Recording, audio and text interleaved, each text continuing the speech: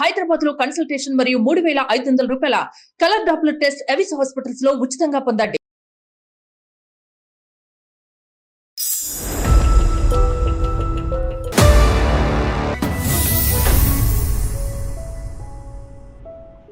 Welcome to అందమైన జీవితం.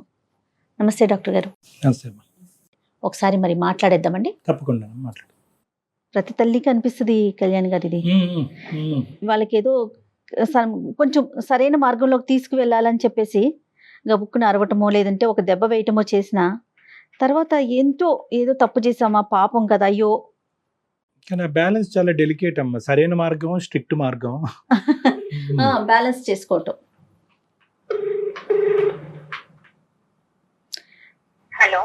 Hello, Prasanna Lakshmi గారండి? అవునండి.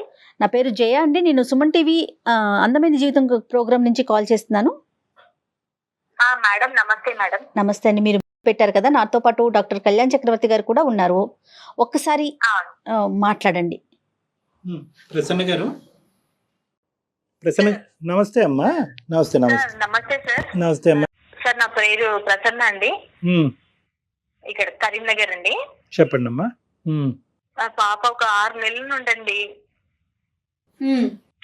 చాలా 6 నెలల నుంచి అసలు డిఫరెంట్ గా ఉంటుంది, డిఫరెంట్ గా బిహేవ్ చేస్తుందండి. ఒక 6 months నుంచి పాప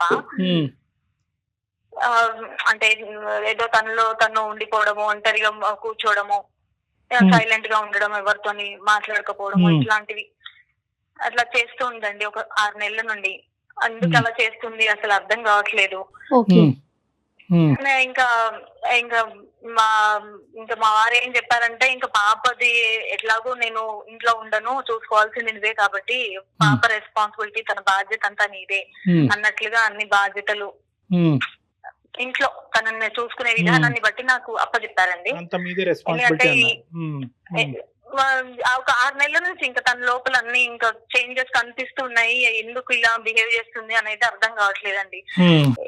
ఏంటంటే ఆయన చెప్పేది ఏంటంటే, ఇంకా చాలా ట్రెడిషనల్ గా ఉండే ఫ్యామిలీ అండి మాది. ఇంట్లో పెద్దగా టీవీ ప్రోగ్రామ్ కూడా ఏమి 24 గంటలు టీవీలు చూడొద్దు అట్లా అన్నట్టుగా అంటూ ఉంటారు. నేను కూడా పెద్దగా టీవీలు చూడను, ఒక జబర్దస్త్ ప్రోగ్రామ్ మాత్రమే చూస్తానండి. అది కాసేపు ఏదో నవ్వుకోవడానికి అన్నట్లు చూస్తాను. ఇంకా నాతో పాటు పాప కూడా అదే చూస్తూ ఉండేది. అట్లా ఇంకా అట్లా చూస్తుంటే ఇంకా సరే అట్లా కొన్ని రోజులు అట్లా అయిపోయింది. ఇంకా ఈ తిన ఇంకా 6 నెలల నుంచి ఇంకా ఎందుకు ఇట్లా చేంజెస్ కనిపిస్తున్నాయి అనేది అర్థం కావట్లేదండి. అసలు ఏ పని చెప్పినా చేయకపోవడము, చిరాకు పడ్డము, విసుక్కోవడము, ఏదైనా పని చెప్తే ఇప్పుడు చెయ్యనంటే చెయ్యను, ఇట్లా రెక్లెస్ గా ఏదో నెగ్లిజెన్సీగా ఇట్లా సమాధానాలు చెప్పడం చేస్తుందండి. ప్రసన్న గారు, పాప దగ్గర ఫోన్ అది ఉంటదమ్మా? తనకు ఫోన్ ఇచ్చారా మీరు? మా ఆయన ఆండ్రాయిడ్ ఫోన్ ఇచ్చారండి. పాపకి మాత్రము ఈ నార్మల్ ఫోన్ ఇచ్చారు. ఇప్పుడు పాపకి ఆన్లైన్ క్లాసెస్ ఏమన్నా అవుతున్నా కానీ నా ఫోన్ లో నుంచి నేను అన్ని సెట్ చేసి అది ఆన్లైన్ క్లాసులు అటెండ్ చేసుకుంటే నువ్వు చూస్తూ ఉండు అన్నట్లుగా చెప్పి నాకు ఈ ఫోన్ ఇచ్చారు. పాపకు నార్మల్ ఫోన్ ఇచ్చారండి. అట్లా నడుస్తూ ఉంది. తన ఫ్రెండ్, పక్క వీధిలో ఫ్రెండ్ ఉందండి, దివ్య అని. అక్కడికి బర్త్డే అని చెప్పేసి వెళ్ళింది. చాలా బతిమలాడితే సర్లే అన్నట్టుగా నేను పంపించాను, పక్కనే కదా అని. అయితే ఇంకా చాలాసేపు అయిందండి వెళ్ళింది. చాలాసేపు అయింది, రాలేదు. ఇంకా 6 అవుతుంది, 7 అవుతుంది, 8 అవుతుంది. నాకేమో టెన్షన్ వచ్చేసింది, ఏంటి ఇంతసేపు వెళ్ళింది ఇంకా రాలేదు అని. ఈ లోపల మా వారు వచ్చేసారు. ఏంటి ఇలా ఎందుకున్నావు అన్నంటే, ఇంకా ఆయనకు ఏదో ఒక అబద్ధం చెప్పేసి అలా చెప్పేశానండి. పక్క వీధిలోనే నేనే వెళ్ళి పంపించేసి వచ్చాను అని చెప్పేసి. అంటే ఆయన అన్నారు, మరి నువ్వు ఎందుకు వెళ్ళలేదంటే, ఏదో చిన్న వాళ్ళ పిల్లలు వెళ్ళండి, అందుకే నేను తనని పంపించేసి నేను వచ్చేసాను అని చెప్పేసి అలా చెప్పుకుంటూ వచ్చాను. ఆయనకి అబద్ధం చెప్పేశాను నేను. 11 వస్తుంది. ఇంకా నాకు సరే అని చెప్పేసి నేను వెళ్ళి 11 గంటలకండి పక్క వీధిలో వెళ్ళాలంటే కాస్త ఇంకా నాకు కూడా అట్లా అనిపించింది. అయినా కానీ ఆ చీకట్లో వెళ్ళి చూస్తే, అక్కడ వాళ్ళ ఇంటి దగ్గర వెళ్ళి చూస్తే అక్కడ ఏ ఫంక్షన్ లేదు. ఫోన్ చేస్తుంటే ఫోన్ లిఫ్ట్ చేయట్లేదు. ఎవరు అసలు ఎన్నిసార్లు ఫోన్ చేస్తే మా అమ్మాయి ఫోనే లిఫ్ట్ చేయట్లేదు. మళ్ళీ ఇంకొకసారి ఫోన్ ట్రై చేద్దామని చేశానండి. చేస్తాను అప్పుడు దేవుడి దయతోని తను ఫోన్ లిఫ్ట్ చేసింది. ఇంకా విపరీతంగా కోపం వచ్చేసిందండి నాకు. ఫోన్ గట్టిగా తిట్టేశాను. అసలు సిగ్గుగా ఏమన్నా ఎక్కడున్నావు, ఏంటి అసలు ఫోన్ లిఫ్ట్ చేయవు అని అంటే, ఇంకా లేదు మమ్మీ నేను ఇక్కడ పలానా వచ్చాను, ఫ్రెండ్ బర్త్డే ఉంది, ఆ అడవిలో ఫోన్ లిఫ్ట్ చేయలేదు అది అని చెప్పిందండి పాప. ఫస్ట్ ఒక 10 minutes ఇప్పుడు నాకు ఇంటి దగ్గర ఉండాలి అని చెప్పేసి పాపను గట్టిగా ఫోన్ లో అరిచేశానండి. సరే ఇంకొక 15 minutes తర్వాత వచ్చేసింది. ఓకే ఇప్పుడు ఏం అనొద్దు ఈ రాత్రి అని చెప్పేసి ఇంకా నేను కూడా కామ్గా తను పడుకుంది, నేను కూడా కామ్గా పడుకున్నాను. ఇంకా నెక్స్ట్ డే ఆయన వెళ్ళిపోయిన తర్వాత ఇంకా బాగా తిట్టేశానండి పాపని. అయినా కానీ అసలు ఏమి అసలు సమాధానమే ఉండదండి. ఇంకోసారి ఏమైందంటే మిడ్-నైట్ నేను ఇలా బాత్రూమ్ కని లేచాను, నిండా బ్లాంకెట్, అసలు ఇంత దొడ్డ బ్లాంకెట్ అండి, సమ్మర్ లో బ్లాంకెట్ కప్పుకుంది. ఏంటి ఇంత నైట్ ఈ బ్లాంకెట్ ఎందుకు కప్పుకుంది అని వచ్చి చూస్తే నా ఫోన్ తీసుకొని పాస్వర్డ్ ఎలా కనుక్కుందో తెలియదండి, చాటింగ్ చేస్తుంది ఫోన్ లో. ఫోన్ లాగేసుకొని ఇంకా పడుకోమని చెప్పేసి సీరియస్ గా చూసి ఫోన్ లాగేసుకొని అప్పటిదే ఇంకా దాని పాస్వర్డ్ అది చేంజ్ చేసేసాను నేను. ఇంకా నా వైపు సీరియస్ గా చూసేసి పడుకుండిపోయింది. ఇంకా అప్పటి నుంచి ఇంకా కోపం పెంచేసుకుంది నా పైన. అయితే మళ్ళీ ఇంకొక రోజు ఇలాగే ఏం జరిగిందంటే, వెనకండి ఏమి ఎవరు చూడని ప్లేస్ లో మనకు నెక్ భాగంలో ఉంటుంది కదా, అక్కడ ఒక టాటూ కనిపించింది నాకు. పచ్చబొట్టు సడన్ గా చూసి పచ్చబొట్టు అండి.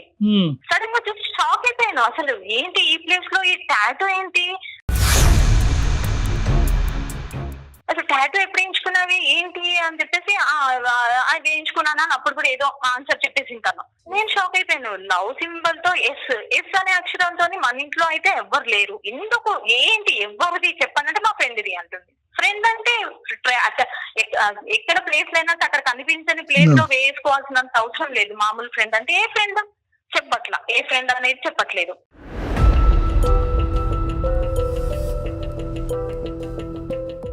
ఇంకా బాగా కొట్టేశానండి. కొట్టేసి అసలు అయినా కానీ చెప్పకపోయే వారికి ఇంకా పక్కనే ఇంకా కిచెన్ లో ఉంటే కిచెన్ లోకి వెళ్ళేసి అట్లగా తీసుకొచ్చి వాత కూడా పెట్టేశాను మేడం.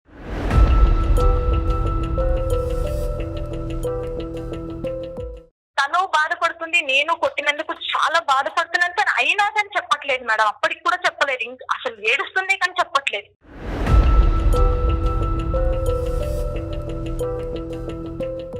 మొండిగా ఉంటుంది. మొండిగా అంటే అసలు విపరీతంగా జగమొండి అంటారు చూడండి, అలా ఉంటుంది అసలు. టీనేజ్ లో చూస్తూ ఉంటాం సహజంగా ఈ మొండితనము ఇవన్నీ కూడా చూస్తూ ఉంటాం. కానీ ఇక్కడ ప్రసన్న గారి విషయం చూస్తే కనుక ఒక సాంప్రదాయం పద్ధతి కలిగేటటువంటి ఒక కుటుంబంలో భర్త పెట్టినటువంటి ఆంక్షల మధ్యన పిల్లని పెంచడం అనేటటువంటిది ప్రధాన కర్తవ్యంగా తీసుకున్నారు. ఈ రోజుల్లో పిల్లల్ని జాగ్రత్తగా పెంచాలి, కానీ మీరు పెంచేటటువంటి విధానం వాళ్ళకి నచ్చుతుందా లేదా అనేటటువంటి బ్యాలెన్స్ కూడా చూసుకోవటం చాలా ఇంపార్టెంట్ ప్రసన్న గారు. ఇందాకటి నుంచి ఏంటంటే తప్పులు చేస్తున్నటువంటి లేదంటే తప్పు మార్గాల్లో వెళ్ళేటటువంటి ఒక ఆడపిల్లని భర్తకి ఏ విధంగా కరెక్ట్గా చూపెట్టాలి, ఏ విధంగా కప్పి చూపెట్టాలి అనే ఆలోచనలోనే మీరు ఉన్నారు. కానీ ఈ ఉక్కిరి బిక్కిరి వాతావరణం మధ్యన అసలు ఈ అమ్మాయి ఎక్స్ప్రెస్ చేయలేకపోతుందేమో, ఒక ఫ్రెండ్లీ అట్మాస్ఫియర్ ఈ అమ్మాయికి లేదేమో, అసలు ఫోన్ లేకపోవటం ఏంటి, ఆండ్రాయిడ్ ఫోన్ వాడటం ఏంటి, ఈ ఆన్లైన్ క్లాసులు అనేటటువంటిది, టీవీ చూడటానికి అవకాశం లేకపోవటం, ఇవన్నీ కూడా అసలు ఆ అమ్మాయి ఎలా ఫీల్ అవుతుంది, ఆ అమ్మాయి వ్యక్తపరచకపోవచ్చు. కానీ తోటి విద్యార్థులను కానీ తోటి స్నేహితులు అందరూ కూడా ఈ రోజుల్లో ఒక స్మార్ట్ ఫోన్ ఉన్నంత మాత్రాన చెడిపోవటం కాదు, నలుగురు ఫ్రెండ్స్ ఇంటికి పార్టీకి వెళ్ళినంత మాత్రాన పాడైపోవటం కాదు. కానీ ఇంత ఈ వాతావరణంలో తను పెరుగుతున్నప్పుడు తన అభిప్రాయం ఏంటి అన్నది ఎప్పుడు కనుక్కున్నారు మా భార్యాభర్తలు మీరిద్దరు కూర్చుని? అట్లా అదేం లేదండి, ఇంకా అట్లా ఏం అడగలేదు. అంటే మీ వరకు మేము ఇలా పెంచితే కనుక అమ్మాయి చక్కగా పెరుగుతుంది కాబట్టి మేము చేస్తున్నది మా అమ్మాయి భవిష్యత్తు మంచిగా అని అనుకున్నారే కానీ ఆ అమ్మాయి లోపల ఎందుకంటే ఇంతవరకు వచ్చింది ఆ ఎస్ అనేటటువంటి అక్షరం చెప్పడానికి ఇష్టపడినటువంటి అమ్మాయి మీద మీరు వాతలు పెట్టినా కూడా అమ్మాయి చెప్పలేదు అంటే కనుక ఆ అమ్మాయి ఎంత అంటే దాన్ని మొండిబారిపోవటం అనే పదం వాడటం లేదో కరెక్ట్ కాదో నాకు తెలియదు. కానీ ఆ అమ్మాయి మనసు ఐదర్ చాలా విరిగిపోయి ఉండాలి, లేదంటే నేను మా ఇంట్లో ఉన్నా కూడా నేను కమ్యూనికేట్ చేయడానికి నాకు మనుషులు లేరు అనే అభిప్రాయంకి ఆ అమ్మాయి వచ్చేసి ఉండాలి, ఒక కంక్లూజన్కి వచ్చేసి ఉండాలి, లేదంటే బయట ప్రపంచంలో ఉన్న ఆనందం నాకు ఇంట్లో లేదు అనే ఒక ఫిక్సేషన్ కన్నా వచ్చి ఉండాలమ్మా. సో ఫైనల్గా ఈ ఎస్ అంటే ఎవరు అని చెప్పిందమ్మా పాప? తనకి ఎవరన్నా స్నేహితుడు కానీ స్నేహితురాలు కానీ? ఇంకా అందుకే నేను మీ పాపకి ఇంకా మీ ద్వారా నన్ను అది మాట్లాడిచ్చేసి మీరు కొంచెం ఆ పాపని కొంచెం మాట్లాడతారని. చదువు ఎలా ఉందమ్మా ఓవరాల్ గా? పాప చదువు ఎలా ఉంది?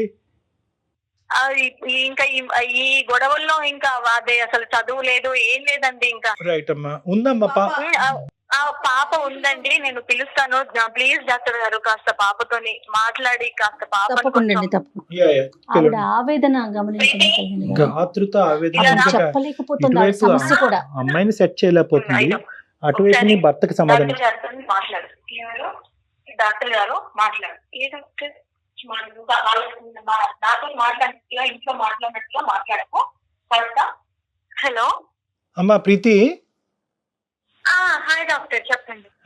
సారీ అమ్మా, అమ్మ కొద్దిగా బాగా కంగారు పడుతుంది. అమ్మ ఒత్తిడిని నువ్వు కూడా అర్థం చేసుకుంటావని అనుకుంటున్నాను. బహుశా నీకు ఇది సర్ప్రైజ్ అయ్యి ఉండొచ్చు, ఇలాగ ఒక డాక్టర్తో ఇలా ఫోన్లో మాట్లాడటం అన్నది. మేము యాక్చువల్గా సుమన్ టీవీ అనే ఛానల్ విన్నామమ్మా, పేరు విన్నావా? ఆ ఛానల్లో అందమైన జీవితం అని ఒక ప్రోగ్రామ్ వస్తుంది. అంటే యూజువల్గా ఈ రిలేషన్షిప్ సంబంధించినటువంటి అంశాలని డీల్ చేస్తూ ఉంటాం మేము, ఏదైనా సొల్యూషన్ దొరుకుతుందేమో అని చెప్పి. నీ మాట వింటుంటే చాలా స్వీట్గా అనిపిస్తుంది అమ్మా, కానీ అమ్మ మాటలో విపరీతమైన ఆవేదన కనిపిస్తుంది. ఎందుకమ్మా, అమ్మ ఎందుకు అంతలా రియాక్ట్ అవుతుంది? అమ్మ దేనికో బాగా బాధపడుతున్నారు, ముఖ్యంగా నీ ప్రవర్తన గురించి అని అది అంటుంది అమ్మ. ఏమవుతుందమ్మా, ఇంట్లో ఏం జరుగుతుంది? ఏముంది సార్, నేను ఇంటర్మీడియట్ స్టూడెంట్ ని సార్. రైట్.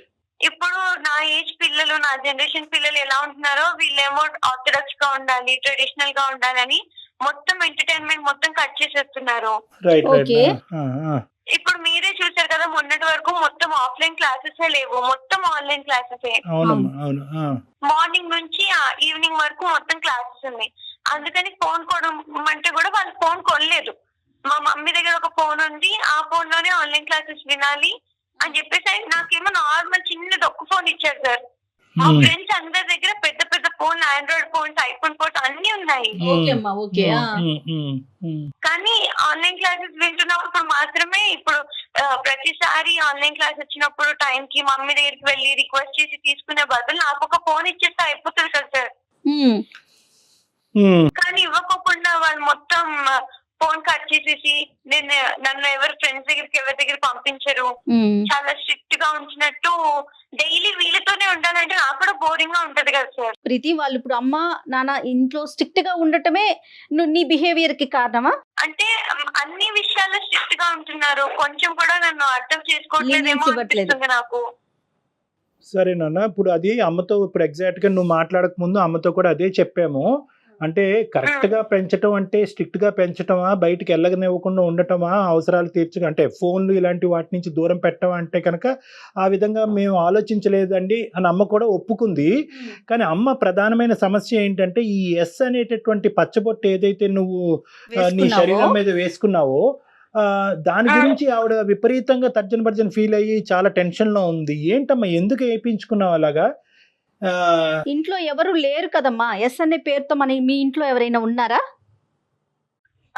లేదు డాక్టర్, ఇంట్లో ఎవరికి పేరు మీద ఎస్ అనే లేదు. నేను నాకు ఇష్టమైన వ్యక్తి పేరు అన్నట్టు ఇష్టంతో వేసుకున్నాను. మా ఫ్రెండ్స్ కూడా వేరే టాటూస్ వేసుకున్నారు. ఇష్టమైన వాళ్ళది టాటూ వేయించుకుంటే బాగుంటది అని చెప్పేసి నాకు ఇష్టమైన వాళ్ళు అన్నట్టు నేను టాటూ వేయించుకున్నాను. ఎవరమ్మా ఈ ఇష్టమైన వాళ్ళు? ఆ వ్యక్తి ఎవరమ్మా?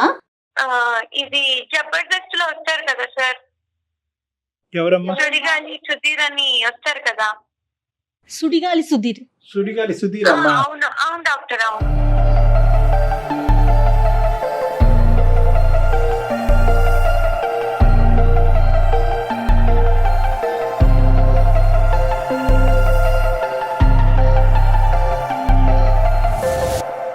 Okay okay okay. మేము ఇంట్లో టీవీ ఏం చూడం సార్, ఓన్లీ జబర్దస్త్ చూస్తాము. నాకు అదే చూస్తున్నప్పుడు ఆయన నాకు చాలా నచ్చారు. ఆయన కామెడీ టైమింగ్, ఆయన స్టైల్ నాకు చాలా నచ్చింది. నేను ఆయన నిజంగా చాలా ఇష్టపడుతున్నాను.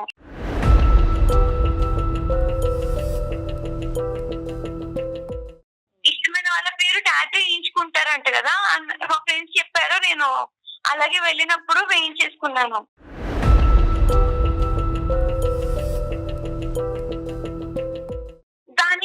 దానికి ఇప్పుడు నేను ఇంటర్మీడియట్ స్టూడెంట్ ని సార్. ఇప్పుడు ఈ ఏజ్ లో పిల్లల్ని అసలు ఎవరు తిట్టరు. కానీ మా మమ్మీ టాటూ వేయించుకున్నానని, లేదంటే బయటకు వెళ్ళి ఫ్రెండ్స్ తో ఎక్కువసేపు ఉంటున్నాను అన్నట్టు ఫుల్ కొట్టింది సార్. నన్ను చెప్తావా నాకు వాత కూడా పెట్టారు తెలుసా, వాత పెడతారు అసలు ఎవరైనా ఏజ్ పిల్లలకి అడిగాను నాకు అసలు మమ్మీ వేను నువ్వు అసలు నాకు చెప్తావా తప్పు నాన్న, తప్పు ప్రీతి. అడిగాను నేను అమ్మ కొంచెం ఇలా నేను చెప్పలేదు అది ఇది అన్నట్టు నన్ను కొట్టేశారు. ఎవరైనా ఒకసారి చెప్పకపోతే కొంచెం ఇంకొకసారి అడిగితే నేను చెప్పేదాన్ని ఏమో కదా, దాంట్లో కొట్టేసి వాతలు పెడతారా సార్?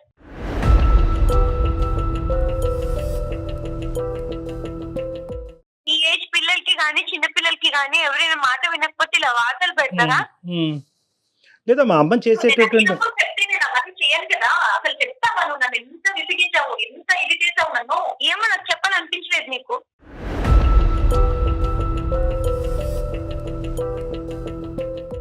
అందుకే అంత ఫ్రస్ట్రేట్ నేను కూడా అందుకే కొట్టాల్సి వచ్చింది. నువ్వు అంత ఒంటిగా బిహేవ్ చేసావు. అమ్మా ప్రసన్నలక్ష్మి గారు, అమ్మా కొంచెం మీరు కొంచెం కూల్ గా ఉండండి అమ్మా. చెప్పండి మేడం. ఒకసారి మనం ఒక్క పాపతో నిమిషం, మాట్లాడదామమ్మా.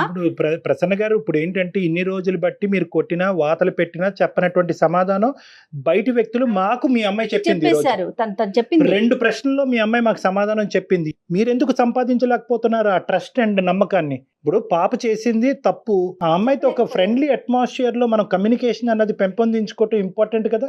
అమ్మా ప్రీతి, ఇది అమ్మ వాళ్ళని ఖండిస్తున్నాము అన్నది కాదమ్మా, కరెక్టే. వాళ్ళు నీకు స్వేచ్ఛను ఇవ్వలేదు, నీకు మిగతా పిల్లలకి ఇచ్చేటటువంటి ఫ్రీడమ్ కూడా వాళ్ళు ఇవ్వలేదు మీ పేరెంట్స్, అదంతా కూడా కరెక్టే. అవును సార్. కానీ నువ్వు ఇంత అభిమానం అనేటటువంటిది ఉండొచ్చు, కానీ ఈ స్థాయికి కూడా అభిమానం వెళ్తుందా? సుధీర్ గారిని ఎప్పుడైనా పర్సనల్ గా చూడటం జరిగిందా? నీకు అవకాశం దొరికిందా? లేదు మేడం, ఓన్లీ ఫోన్ లో అది జబర్దస్త్ చూస్తున్నప్పుడు, వేరే ప్రోగ్రామ్స్ చూస్తున్నప్పుడే చూసాను. Okay okay. అతన్ని అభిమానించే వాళ్ళలో లక్షల్లో ఉంటారు కదా ప్రీతి. నువ్వు అంటే నేను నిజంగా ఇష్టపడుతున్నాను మేడం ఆయన్ని. అభిమానం అనే కాదు, నిజంగా ఆహా. ఇష్టపడుతున్నాను. ఆయన అంటే నాకు చాలా ఇష్టం.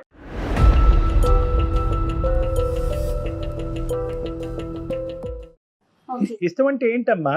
లేదు, ఆయన ఎప్పుడైనా కలిసి ఆయనతో ఉండాలన్నట్టు అనిపిస్తుంది నాకు. ఆయన బాగుంటారు కదా, బాగా మాట్లాడతారు, కామెడీ టైమింగ్ చాలా బాగుంటుంది, స్టైల్ గా ఉంటారు. కాదు నాన్న, ఆయన నువ్వు స్క్రీన్ మీదే కదా చూస్తావు ప్రీతి, ఇంత పర్సనల్ గా ఎప్పుడు చూసే అవకాశం లేదు. స్క్రీన్ మీద కనిపించేటప్పుడు, ఎవరైనా ఒక ప్రోగ్రామ్ లో కనిపించేటప్పుడు దానికి అనుగుణంగా యాక్ట్ చేస్తారు కదా ప్రీతి. నీకు తెలియని విషయం కాదు ఇది, అవునా కదా? ఇప్పుడు మనం సినిమాలు చూస్తాము, ఒక హీరోనో హీరోయినో విలనో చూస్తాము, కొట్టుకుంటారు, పాటలు పెడతారు, డాన్సులు వేస్తారు. అవి నిజంగా నిజ జీవితంలో జరుగుతాయా? ఆ అవకాశం ఉంటుందంటావా? లేదు, ఉండదు. మరి నువ్వు స్క్రీన్ లో చూసి అభిమానించు, కానీ ఆయనతోనే ఉండాలనుకుంటున్నానని చెప్పి నువ్వు ఇంత ఖరాఖండిగా చెప్తున్నావు. టాటూని వేయించుకున్నావు. అంటే జబర్దస్త్ అనే ప్రోగ్రామ్ చూస్తున్నప్పుడే సుధీర్ గురించి నువ్వు ఆలోచిస్తావమ్మా, లేదంటే అతని గురించి మిగతా టైంలో కూడా చదువుకుంటున్నప్పుడు, క్లాసులు వింటున్నప్పుడు, వేరే ఆట పాట చేస్తున్నప్పుడు కూడా సుధీర్ గురించి ఆలోచిస్తావా?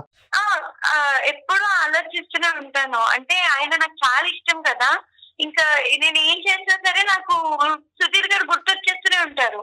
అంటే ఇంటికి ఎప్పుడు వెళ్ళి జబర్దస్త్ చూద్దాం అన్నట్టు నేను మార్నింగ్ నుంచి కాలేజ్ లో ఉన్నా, ఎక్కడున్నా సరే వెయిట్ చేస్తూ ఉంటాను. ఇష్టమా ప్రేమ అమ్మా?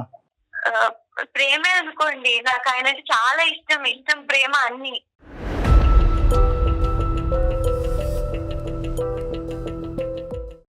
నాన్న ఇప్పుడు అందుకే వేయించుకున్నానండి టాటూ. నాకు ఇష్టం ఆయన చాలా, అందుకే వేయించుకున్నాను. ఆయన్ని ఒక యాక్టర్ వరకు ఇష్టపడు నాన్న, స్క్రీన్ వరకు ఇష్టపడు.